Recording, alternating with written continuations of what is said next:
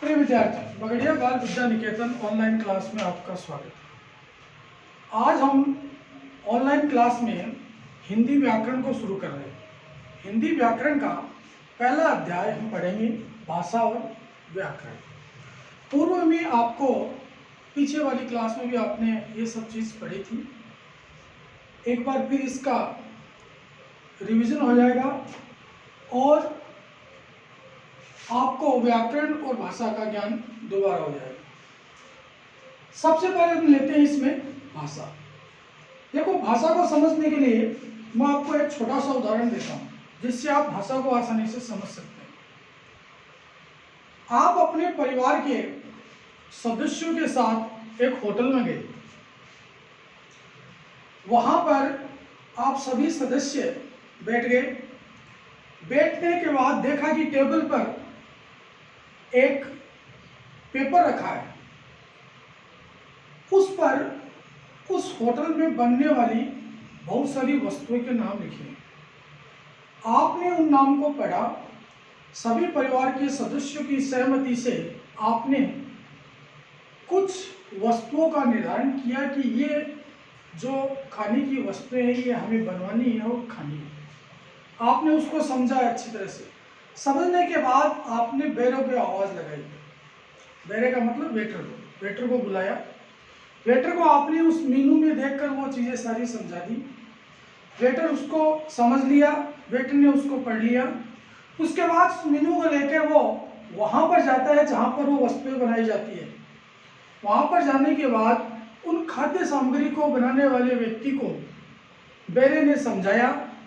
उसने अच्छी तरह से पढ़ा और उन वस्तुओं को बनाकर उन वस्तुओं को आपके टेबल पे ला के दे दिया और आपने उनको अच्छी तरह से खाया और होटल का बिल का भुगतान करके आप घर आ गए। आप ये समझिए कि आपके पास अगर एक अच्छी भाषा नहीं होती तो आप बेरे को नहीं समझा सकते।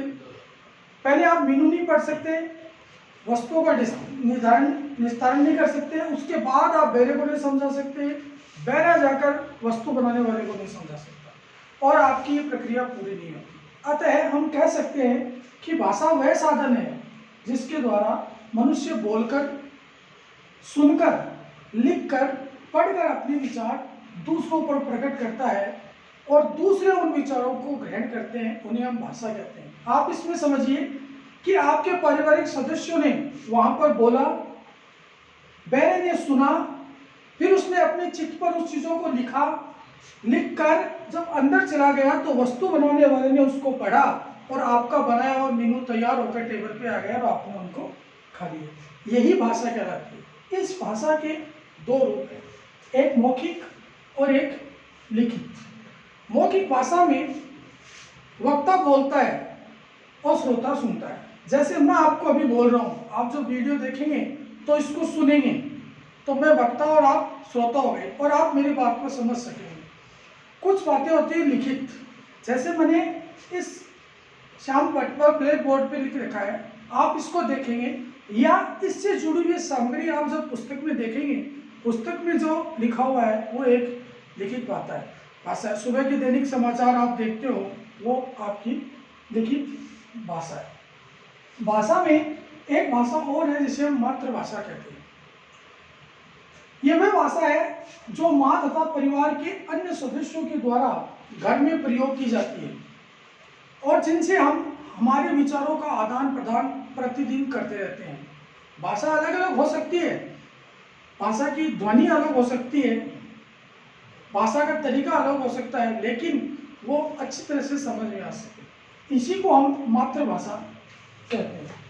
अब इन भाषाओं का लिखित और मौखिक रूप को जब हमारे ऋषि मुनियों ने और पूर्वजों ने इनको अच्छी तरह से बनाया तो फिर आने वाली पीढ़ी के लिए संरक्षित करने के लिए कुछ चिन्हों का प्रयोग भी किया। उन्हें हम ध्वनि चिन्ह कहते हैं और उन्हीं ध्वनि चिन्हों से फिर लिपि बनी जिसे हम लिपि कहते हैं। ध्वनि चिन्हों का लिखित रूप लिपि कहलाता है। जो भाषा थी उसको बोलना और बोलने के बाद उनको एक चिन्ह में निर्धारित करना, वो लिपि कहलाई। लिपि को आप ऐसे समझिए कि जैसे हमारी हिंदी में आपको भाषा पढ़ा रहा हूँ, उसकी लिपि है देवनागरी। अंग्रेजी आप पढ़ते हो उसकी लिपि होती है रोमन।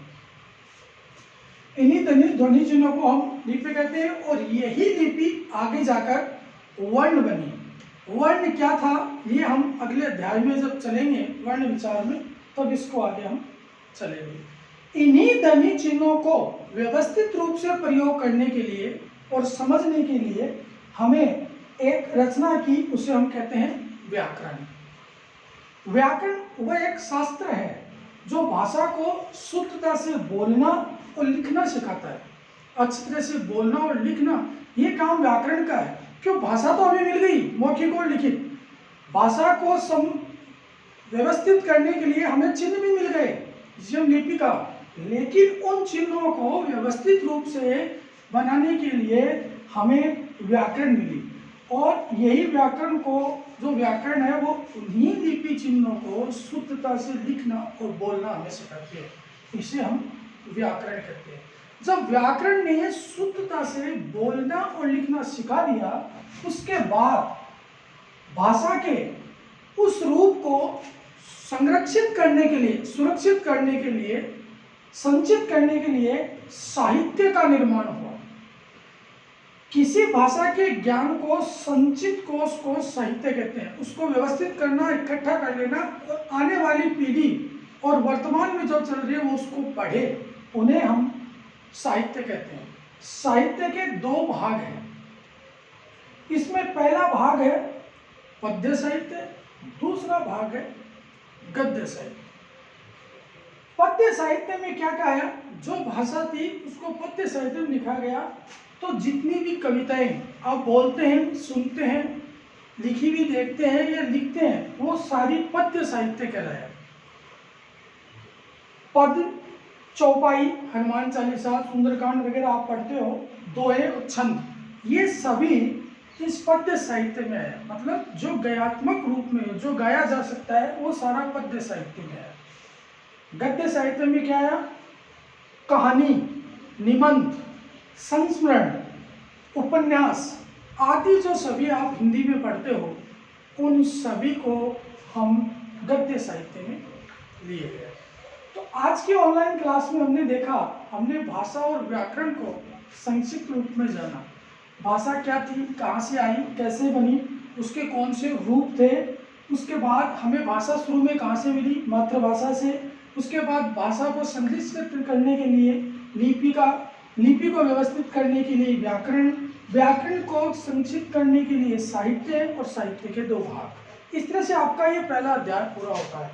अगली ऑनलाइन क्लास में हम इससे जुड़ा हुआ अगला अध्याय वर्ण विचार पढ़ेंगे। तब तक के लिए धन्यवाद।